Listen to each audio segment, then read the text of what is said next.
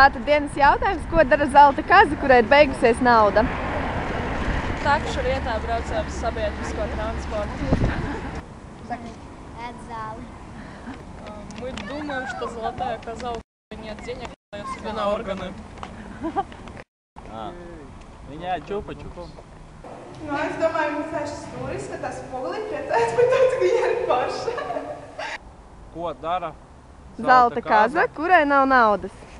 Zelta kaza, kurai nav naudas, dara... Viņa grauž kāpostus. Es domāju, ka viņi varētu noskūt kājas un pārdot savu zelta apmetojumu, tad viņai būtu nauda. Sēž veikala plauktā un izvēlas garšīgāko sausiņu. Aiziet uznest.